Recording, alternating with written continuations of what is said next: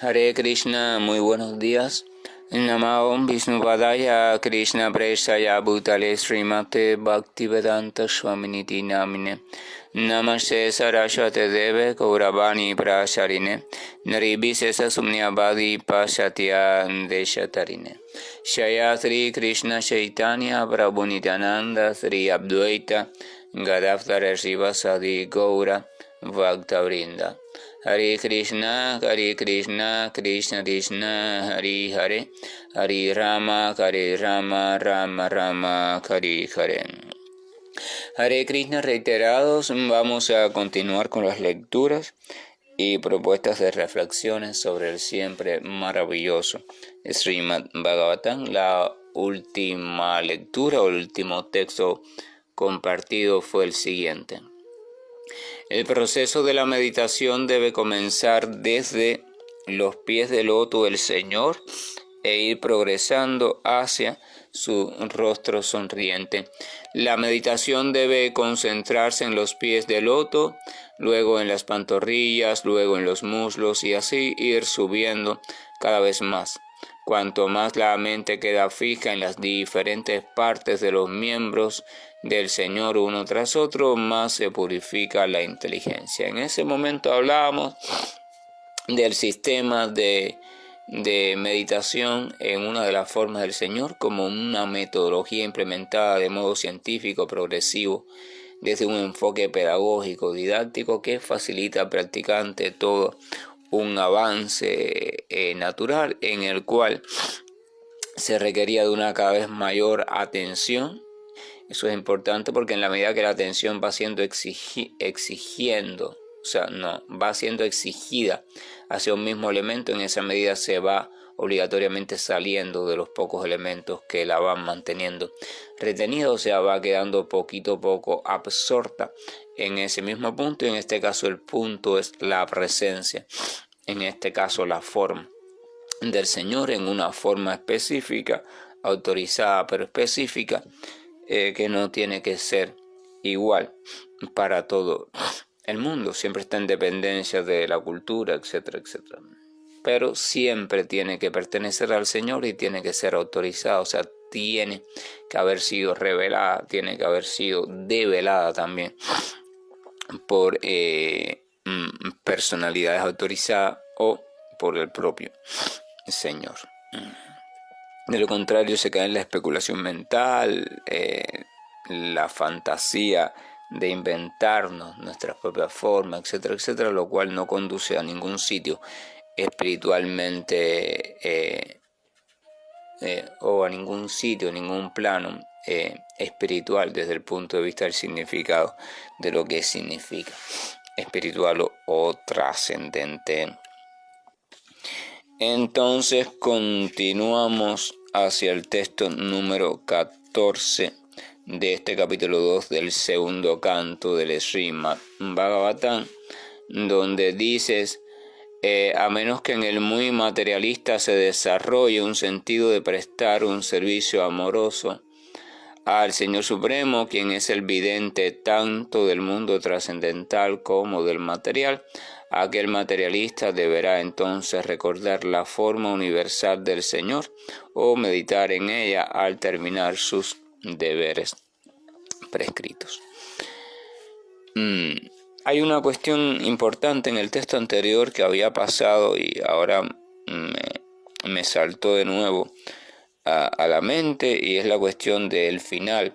que dice que cuanto más la mente queda fija en las diferentes partes de los miembros del Señor, uno tras otro, más se purifica la inteligencia. Quiere decir que la purificación de la inteligencia o el despertar de la inteligencia en su real sentido está estrechamente ligado con la estabilización de la mente. Una mente no estable, una mente disociada constantemente, una mente saltarina de un estímulo a otro, donde ningún estímulo tiene que ver con el Señor o solo tienen que ver pocos con el Señor, entonces evidentemente no puede ser una mente lúcida, o la persona que la posee no puede ser una persona lúcida desde el punto de vista de la inteligencia, no puede ver las cosas tal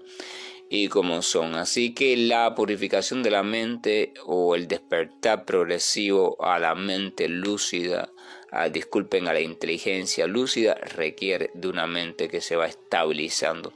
cada vez más, y en esa estabilización el ir introduciéndose en el Señor como objeto de meditación de forma progresiva es sumamente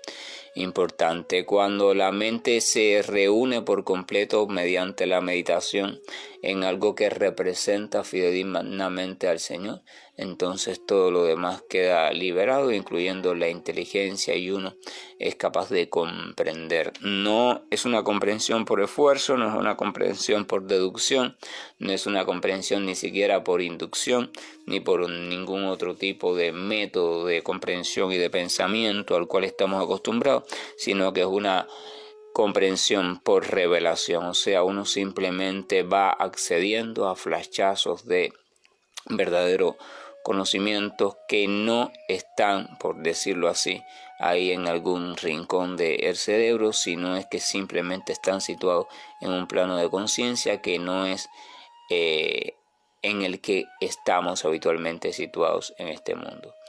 Y entonces ese es el verdadero conocimiento. No es que uno se apodera del conocimiento, uno accede a un flachazo de conocimiento,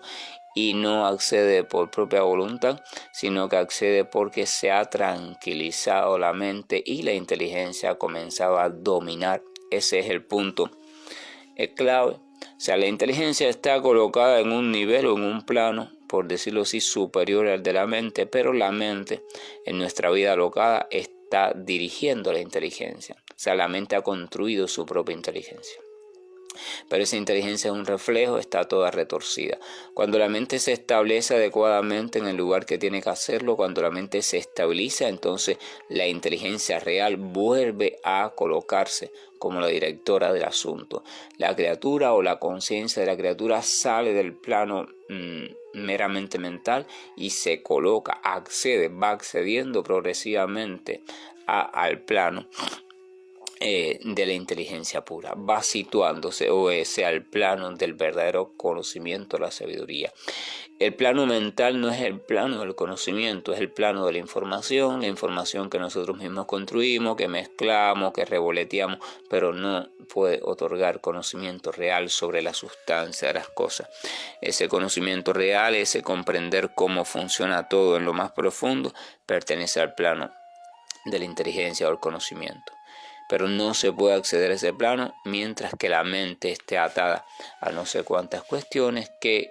a su antojo la van perturbando, ¿verdad?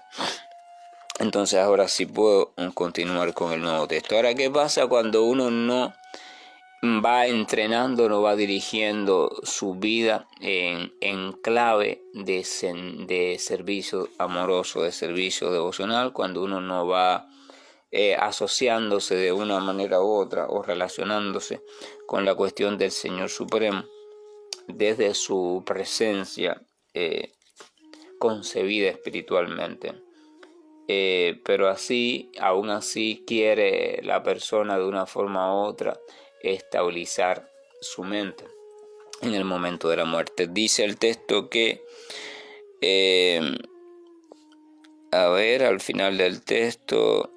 dice que ese materialista, deberá recordar la forma universal del Señor o meditar en ella al terminar sus deberes prescritos.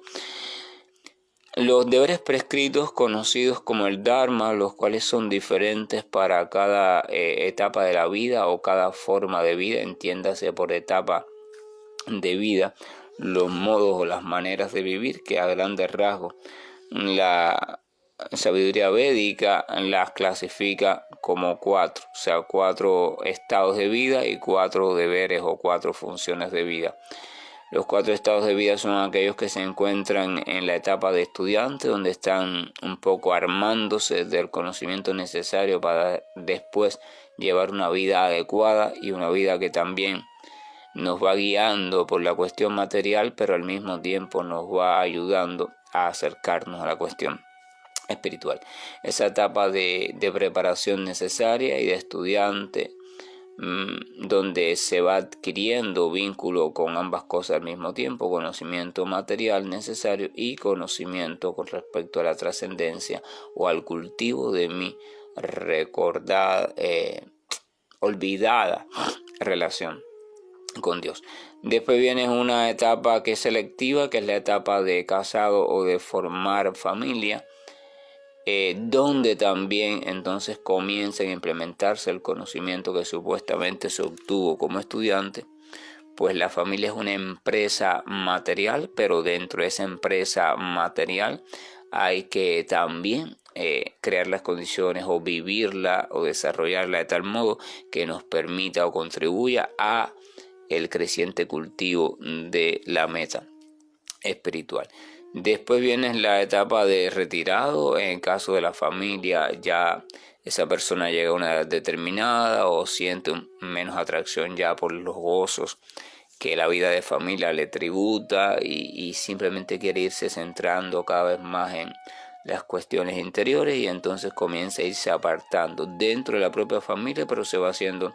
más silencioso, más apartadito, la vida se le va simplificando y va cediendo poco a poco responsabilidad, hasta que después viene ya la etapa de perfeccionamiento de ese retiro, que es la renuncia, donde queda completamente a merced del Señor o a merced de la presencia del Señor, porque ha comprendido perfectamente que todo pertenece al Señor, incluyendo el transcurso de su propia existencia, y allí se queda en esa postura hasta que llegue el momento de la muerte. Este tiempo en esa postura es para irse afianzando cada vez más al meditar en el Señor, al contemplar sus nombres, su forma, etcétera, etcétera, según la metodología empleada por cada cultura y cada persona, hasta que la muerte llegue a su momento. Y las ocupaciones son las ocupaciones de aquellos que tienen tendencia de estudio, de investigación, los que tienen tendencia de administración y de justicia, los que tienen tendencia de economía, negociación, producción, o sea, lo que mueve la sociedad, y lo que tienen tendencia simplemente de ayuda o de contribución, o que pueden ayudar a cualquiera de las tres tendencias anteriores mencionadas. En todas esas tendencias, en todas esas formas y modos de vida, existen una serie de consejos que son las enseñanzas prescritas o el Dharma, que indica cómo desde cada uno de esos elementos, funciones o áreas se puede ir viviendo la doble cuestión que significa un ser humano, que es a decir, vivir la cuestión de lo material o del cuidado, del desarrollo del cuerpo, la mente y de la sociedad, contribuir a su evolución progresiva y estable, y al mismo tiempo vivir la cuestión de lo espiritual. El ser humano, desde los animales, viéndolo desde los animales, es el único que puede hacer eso, vivir una doble cuestión, y tiene que aprender a vivirla al mismo tiempo. Hasta que no aprenda a vivir esa doble cuestión al mismo tiempo, entonces no podrá cumplimentar su objetivo como ser humano. Ahora, vamos a suponer que una persona es materialista, pero esta persona quiere en el momento de la muerte lograr su mente estable, para que ese tránsito o ese final sea lo más quieto posible. Entonces la literatura recomienda, bueno, lo primero que tienes que hacer es informarte sobre los deberes prescritos, o sea, orientar tu vida en un sentido dármico, orientar tu vida convenientemente, inteligentemente. Evidentemente, como en ese punto o esa plataforma de existencia la inteligencia no está completamente lúcida, hay que buscar una referencia o una guía de conducta y comportamiento, y es lo que llaman los votos, las prohibiciones, los deberes, etcétera, etcétera. Y a cada uno se le da consejos. Mira, según tu tendencia, entonces lo más conveniente es que vayas viviendo así, así, así. Y la persona implementa eso. La implementación de esto va a ir aquietando su vida, transformándola y estabilizándola, pero también va a ir preparándola para una comprensión de alguna manera más cercana o más alejada de la relación que tiene con el todo. Entonces dice que primero tendrá que comenzar por allí y después entonces ya deberá comenzar a comprender a toda la creación, a cada elemento de la creación como parte de ese cuerpo total del todo. O sea, manifestación del todo o el Virat Rupa. No considera, no acepta la existencia de un Señor espiritual, pero al menos tiene que aceptar la existencia de una totalidad. O sea, Él es parte como criatura de una totalidad a la cual podemos llamar naturaleza, mundo, universo. Y entonces comenzar a colocar su atención en ese vínculo, parte totalidad, parte independiente de la totalidad, pero al mismo tiempo dependiente de la totalidad. Y desde esa comprensión de unidad, desde esa comprensión de integración, entonces comenzar a reflexionar. Eso va a hacer que la vida cambie un poco más allá de lo que cambió con el Dharma, los deberes prescritos, y se sitúe en una situación adecuada desde el punto de vista material, la situación de la coherencia integradora. Entonces, desde esa situación, el temor a la muerte también desaparece y se estabiliza la mente, porque también empieza a trascender la cuestión de lo mío y del yo soy. O sea, el yo soy se sitúa en simplemente yo soy otra partícula más, otra piececita más, otro elemento más de este gran conjunto, este gran sistema donde todo funciona de manera simbiótica. O sea, todo está diseñado para que se ayude lo uno a lo otro. Desde lo inanimado hasta lo animado más simple, hasta lo más complejo que es el ser humano. Y comienza la persona a pensar en esa clave, a actuar también en ese sentido. Y entonces llega a la muerte, pero llega a la muerte ya estando la persona situada en ese punto. Y ese es el punto preferible y el punto máximo alcanzable para la persona que no ha aceptado todavía la cuestión de la trascendencia, o sea, de lo espiritual. Ya llegando a la muerte en ese tipo de comprensión, en ese tipo de vida y pensamiento, ya es un avance muy significativo, porque después esa persona o esa chispa de vida podrá en su próxima experiencia consciente, llamada próxima vida, podrá continuar en ese punto. O sea, desde su próxima reapertura o despertar va a comenzar a manifestarse en ellas, en esa criatura, tendencias que van a apuntar hacia el altruismo, hacia la preocupación por los otros, por el medio ambiente, etcétera, etcétera, y así va a continuar su evolución. Continúa diciendo el siguiente texto: oh rey, cuando quiera que el yogi desee irse de este planeta de seres humanos, no debe desconcertarse en relación con el lugar o tiempo idóneos para hacerlo, sino que debe sentarse cómodamente sin que nada lo perturbe, regulando el aire vital, debe controlar los sentidos por medio de la mente. En el Bhagavad Gita vamos a ver que Krishna le describe a Arjuna una serie de procedimientos o métodos que para la época estaban de moda o habían sido presentados como medios para que diferentes seres humanos utilizaran o emplearan en la cuestión de dar un paso más en la búsqueda de lo trascendente. Uno de esos medios o métodos era practicado o seguido por un grupo de yogis místicos, los cuales le prestaban gran énfasis a la cuestión de que no todos los momentos del día, no todas las fases de la luna, no todos los momentos del año tienen una disponibilidad favorable para que la criatura pueda cruzar, por llamarlo así, hacia otro plano de conciencia que resulte evolutivo, o sea, que resulte más amplio que el plano anterior. Si nos fijamos en las tradiciones de algunas culturas y algunas prácticas, vamos a ver que le conceden cierta importancia a ciertos momentos, como el amanecer, el atardecer, el mediodía, la medianoche, ciertos días de cierta fase de la luna, ciertas épocas, ciertas etapas, y en vínculo en relación a estas especificidades implementaron un tipo de práctica para cada uno de esos momentos, y por supuesto lo respaldaron con una serie de mitos. Estos mitos apoyaban al entonces ser humano desde sus creencias y cuestiones, supersticiones, a aferrarse a esa práctica. O sea, el mito ahí cumplía una función de garantizar que ese ser humano, que estaba lleno de supersticiones y creencias determinadas, se aferrara a una práctica específica, ya fuera por temor o por deseo, porque el mito despierta eso, temor o deseo, ya sea con las promesas o con los castigos. Entonces el ser humano hacía eso, que si al atardecer fulano de tal, el dueño de tal cosa, empieza a recorrer la tierra, y entonces aquel que esté realizando cosas inauspiciosas será castigado, será, ¿verdad? Entonces, para evitar esto,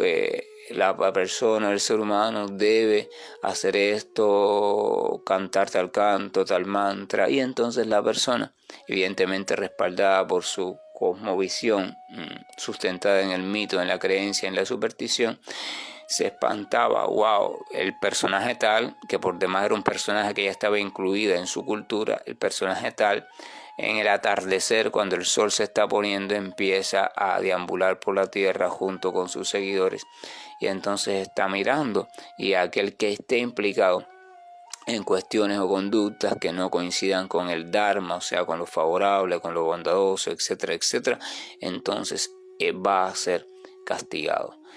Yo no quiero ser castigado porque sé que ese personaje cuando se encoleriza es muy terrible, así que yo quiero ser salvado de su cólera, así que voy a implementar todos los atardeceres, esté haciendo lo que está haciendo, voy a dejar de hacer esa actividad y voy a dedicar mis 10 minutos, 15, según la cultura, a realizar esto. Y esto es según lo que cada cultura haya implementado. Entonces así funciona. O sea, si usted hace un estudio cultural en ese sentido de esas épocas, se va a dar cuenta que funciona así. Eso después va a ir cambiando porque va cambiando la sociedad, y las prácticas y las religiones cambian en la medida que la sociedad cambia, porque el hombre necesita otra forma de recibir el conocimiento, y ya las otras antiguas dejan de ir funcionando. Eso es otra temática que en algún momento conversaremos con más detenimiento. Entonces, en ese punto tenemos eso. Entonces Krishna le dice a Arjuna: mira, el yogi debe saber que en tal época se accede a la luz, en tal época a la oscuridad. O sea, habla sobre ese método. Sin embargo, aquí Sukadeva Goswami entonces está hablando de el yogi que está en el camino del servicio devocional, o de la relación amorosa con Dios, o de la meditación, que es el punto clave aquí, como hemos mencionado siempre, la meditación en relación al Señor Supremo desde su aspecto personalista o personal, ya sea a través de su nombre, a través de algunas de sus cualidades, a través de algunas de sus formas, a través de algunos de sus pasatiempos, pero que el objeto de meditación, en conclusión, esté relacionado autorizadamente con el Señor Supremo. Bueno, para ese, por llamarlo así, devoto, ese practicante de servicio devocional, porque meditar en el Señor Supremo es una forma de servicio devocional, porque le agrada al Señor. Para ese, entonces Sukadeva está diciendo lo siguiente, que ese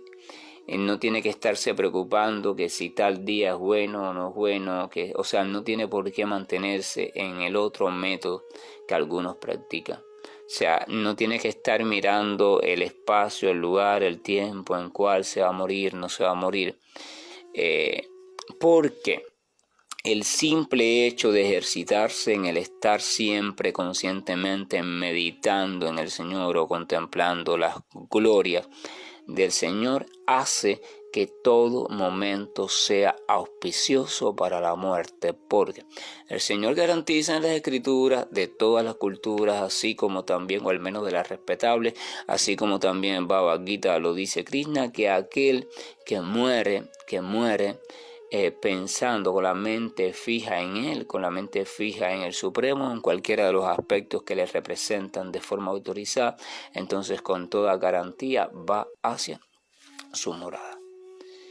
Quiere decir que el meditar en el Señor me libra de todo este enredo, de que si los astros están alineados, que si no están alineados, que si hay un eclipse, que si esto, que si murió por la tarde, que si murió por la mañana, que si murió por la noche, que si murió en un charco de agua, que se murió en un templo. No, se invalida todo eso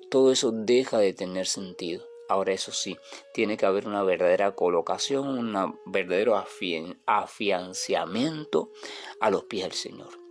Eso no se puede fingir, no se puede engañar. Simplemente si está ocurriendo, entonces tienes garantizado lo otro, o sea, el tránsito hacia la morada del Señor. Pero si ese afianzamiento a los pies del Señor no está ocurriendo, entonces sí va a ser el proceso anterior el que va a regir el tránsito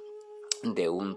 forma de conciencia a la otra o de una vida a la otra. El proceso de lo astronómico, lo astrológico, lo no sé qué y lo no sé cuánto. Por eso el Señor recibe el nombre también de Mukunda, que es el que da la verdadera liberación, porque el Señor, cuando uno se refugia realmente en Él, sinceramente, totalmente en Él, cuando no queda la menor duda con respecto a Él como refugio absoluto, entonces ya todo lo demás deja de tener poder sobre la criatura, porque ya la criatura está colocada entonces en el plano trascendental, aunque aparentemente sigue en el plano material, pero ya se encuentra su vida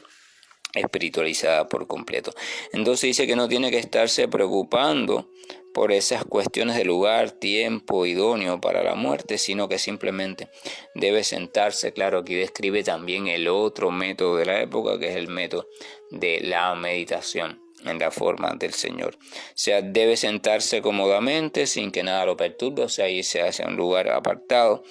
y regulando el aire vital debe controlar los sentidos por medio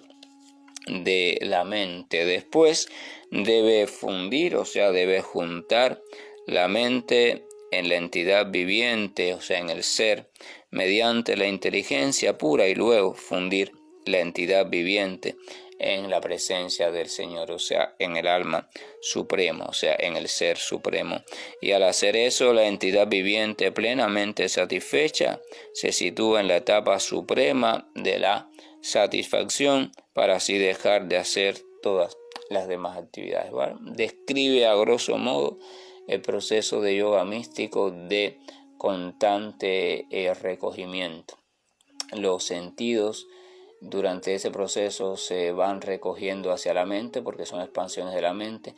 Ya la mente teniendo de nuevo los sentidos en ella, entonces ya los sentidos dejan de funcionar, por decirlo así, dejan de estar, solo está la mente, pero esa mente también se sigue recogiendo y se recoge hacia la inteligencia, pero esa inteligencia, ya que tiene contenida los sentidos y a la mente en una unidad, se recoge hacia el ser, pero ese ser se recoge hacia el super ser o hacia el alma suprema. Y entonces allí es un proceso de recogimiento inverso al proceso de expansión, puesto que todo se expandió a partir de ese punto.